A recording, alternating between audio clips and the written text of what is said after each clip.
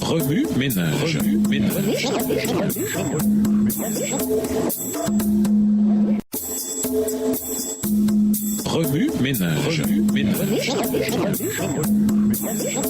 Bienvenue dans votre émission Remue ménage. Nous voilà à la leçon de mercredi. Invité, Jésus, votre protecteur et formateur personnel. Une seule phrase biblique lue dans ce contexte devient l'un des plus grands manuels de santé mentale au monde. Supportez les souffrances par lesquelles Dieu vous corrige. Hébreux 12, verset 7. Contexte immédiat. Le Seigneur corrige celui qu'il aime. Hébreux 12, verset 6. Contexte plus large. Hébreux 12, versets 5 à 11. Pour le croyant baptisé, toute la vie est vécue dans le contexte d'une discipline de l'Alliance qui nous protège et nous forme. Un seul paragraphe en orbite autour d'Hébreux 12, verset 5 à 11 et de Romains 8, verset 28 engendre une vie pleine de sens et d'objectifs. Même si nous ne savons pas toujours exactement ce qu'est sa signification en temps réel, nous savons que chaque événement de la vie, quel qu'il soit, a le potentiel d'une protection de l'Alliance et ou d'une formation et d'un équipement qui nous renforce et nous donne la puissance dont nous avons besoin. Voici ce paragraphe. La présence du Père a entouré le Christ, et rien ne lui est arrivé, si ce n'est ce que l'amour infini a permis pour la bénédiction du monde.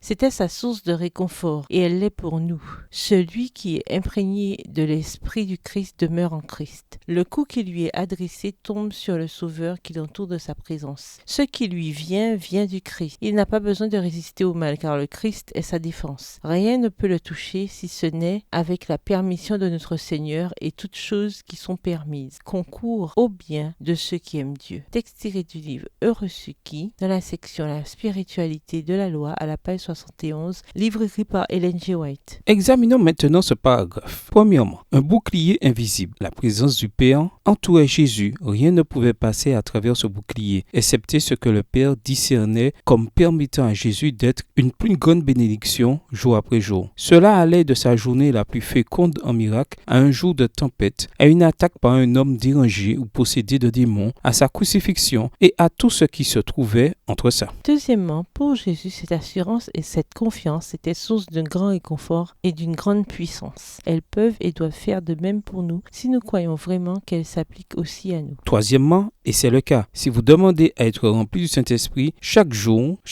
Luc 11, verset 13, si vous acceptez l'invitation de Jésus à demeurer en lui chaque jour, Jean 15, verset 4 et 5, si vous êtes assuré de la même protection et de la même formation que Jésus a reçue. Quatrièmement, comme le Père entourait Jésus de sa présence, Jésus vous entoure de la sienne. Il évalue tout ce qui vous est destiné. Il évalue tout ce qui vous cible. Absolument tout. Toute épreuve ou défi dont vous êtes la cible tombe sur lui avant même de vous atteindre. Il l'évalue pour savoir si elle a une valeur protectrice ou formatrice pour vous. Rien ne vous atteint à moins que dans son discernement, Jésus estime que cela ait cette valeur pour vous. Jésus vous invite à accepter ce qui arrive, quelle que soit son origine, comme venant de lui, en vue de votre protection et ou de votre formation. Sixièmement, par conséquent, il est inutile de perdre votre temps ou votre énergie à essayer d'éviter les épreuves ou à vous en inquiéter quand elles se présentent. Si elles sont passées à travers le système de défense de Jésus, c'est pour une seule raison, pour une bonne raison. Faites-lui donc confiance. Canalisez vos énergies dans la confiance en lui et priez pour obtenir le discernement afin de savoir comment réagir d'une manière positive. Vous serez ainsi en bénédiction aux autres et honorerez votre Sauveur. Septièmement, tout ce qui touche à votre vie a de la valeur. Jésus veille constamment sur vous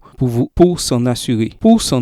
Vous pouvez lui faire confiance. Vous n'êtes pas obligé de croire ce que nous venons de dire. Beaucoup de gens, même certains biblistes, s'en moquent éperdument. Cependant, ces choses entrent dans les avantages d'être membre de l'Alliance divine. La Bible et les écrits d'Ellen White regorgent de cette assurance. Alors que vous les lisez et les méditez, recherchez-la. Ménage, où voyez-vous Jésus dans Hébreux 10, verset 19 à Hébreux 13, verset 21? Même si vous passez par bien des choses dans la vie, que ressentez-vous en sachant que Jésus est votre protecteur et votre formateur personnel? Que vous dit Jésus par ce texte? En quoi voyez-vous Jésus différemment ou le voyez-vous de nouveau? Comment réagissez-vous en voyant Jésus de cette manière? Au revoir. Et à demain si Dieu veut.